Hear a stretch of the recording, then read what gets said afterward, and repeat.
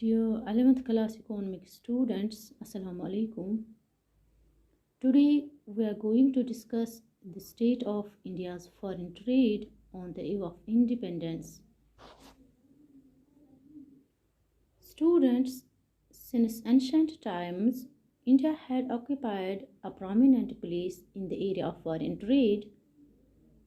It was well known for the exports of finished goods like fine cotton, silk textiles, iron goods, wooden goods, precious stones, etc. But the discriminatory trade and tariff policies pursued by the British government adversely affected the structure, the composition, volume, and direction of foreign trade.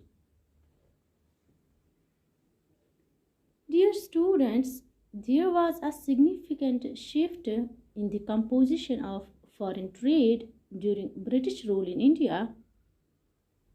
As I told you that before British rule, India was a net exporter of finished goods, but owing to British exploitation of Indian economy, India became net exporter of raw materials and primary products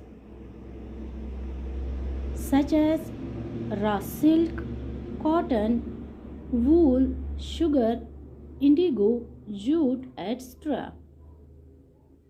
On the other hand, it became net importer of finished goods manufactured by British industry like cotton, silk, and woolen clothes, along with capital goods like machinery produced in factories of Britain.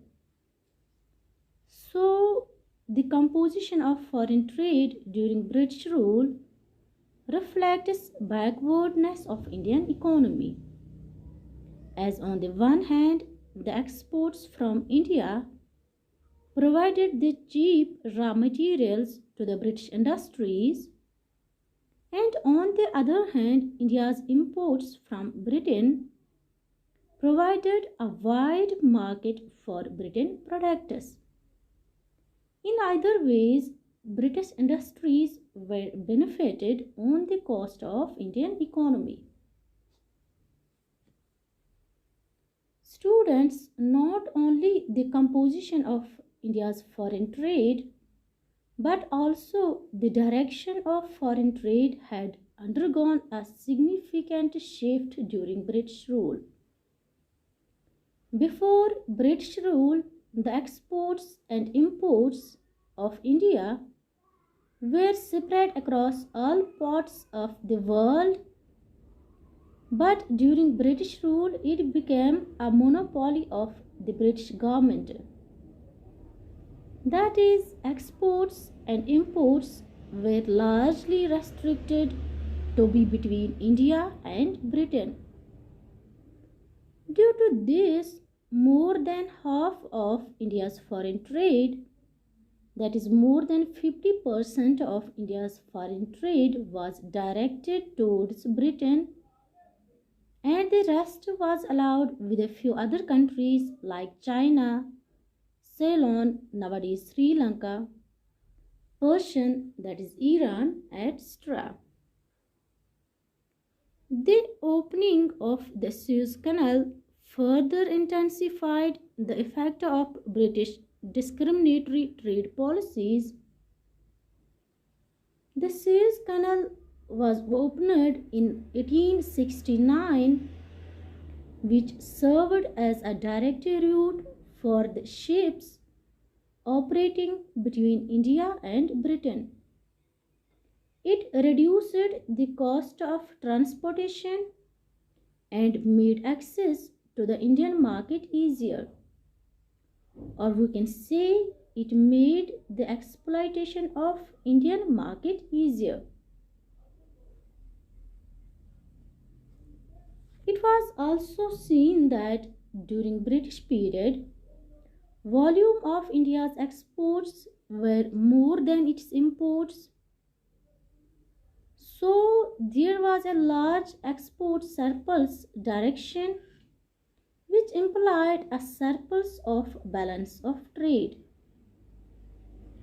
But important point to note is that this surplus was largely due to the exports of primary goods and raw materials, but not the industrial goods, which is a sign of economic backwardness. Due to the huge exports of primary goods from India to Britain, there was a domestic shortage of these goods like food grains, kerosene, etc., were scarcely available in the domestic market of India. Moreover, this surplus was not used for the growth and development of Indian economy.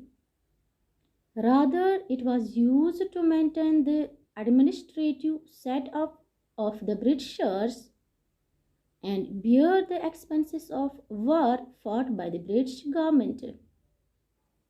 Thus, we can say that the surplus generated on account of foreign trade was not used for investment purpose in India, but was spent to enhance colonial power of the British government, which implied a huge drain of Indian wealth.